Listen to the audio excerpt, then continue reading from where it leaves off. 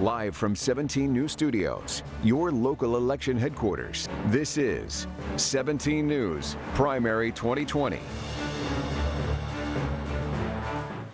And once again, good evening to you. I'm Jim Scott alongside Tammy Melchak, and we are in studio tonight here in the 17 News Center to bring you the latest numbers on this Super Tuesday election night. That's right. The folks at the elections office have been very busy and they are churning out results. Let's take a look now at some of the boards. In the 21st congressional race, David Valadao right now 55% over TJ Cox. You know, remember the last matchup, TJ Cox defeated David Valadao. So right now we have about 33% of the precincts reporting, again, 55% to 34%. Pretty surprising there. Here's the interesting part of this race. Ricardo de la Fuente and his father, Rocky de la Fuente, two San Diego millionaires, are running against each other in the 21st Congressional District. They're also running, I believe Rocky de la Fuente is also running for Congress in Texas. Yes, so, they're on, what, 50 ballots or so somewhere? Yeah, yeah. Borders mean nothing to the De La Fuentes, but very interesting there. Okay, let's get local now. We want to talk about school bond measures, and in McFarland, a community that is really hurting from a fiscal standpoint, as we've been reporting. This school bond measure in McFarland looks like it's going to pass, but about 67% of the precincts reporting in right now, Measure B, with 57% of the vote in the affirmative.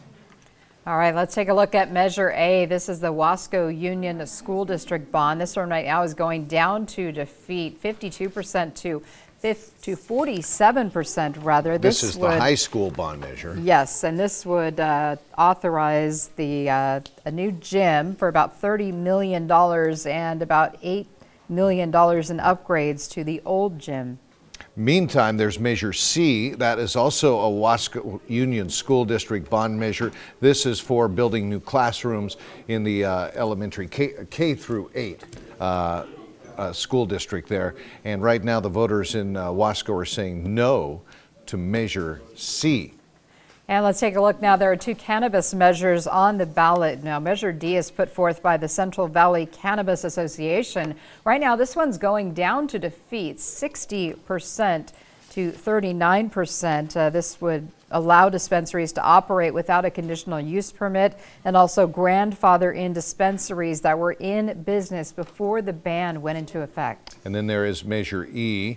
This is the county drafted ordinance that would allow medicinal marijuana dispensaries to operate in the unincorporated parts of Kern County. Again, voters saying no to this measure as well. This would be the third election cycle where voters have voted no against any marijuana ballot measure. Yeah, so we'll keep a watch on that as more numbers come in. Right now, let's go to 17's Nicole Gitske. She is live once again outside the county election headquarters where they are apparently counting those ballots pretty fast and furiously this evening. Good evening, Nicole.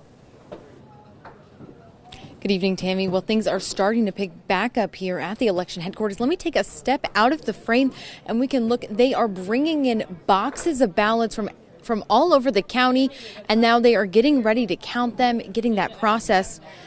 So the election result numbers that we are seeing right now are actually early absentee votes. Within the hour, we will start seeing that number beginning to climb as they begin to count these ballots that people have been voting today, including mail-in ballots.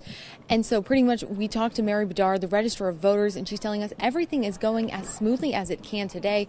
They have not foreseen any hiccups, but what they are planning on doing is they're expecting to be here all night, late into the hours, past midnight, to say the least, counting votes. So we will continue to monitor that and update you with further results as they become available and the latest numbers. I'll send it back over to you guys for now.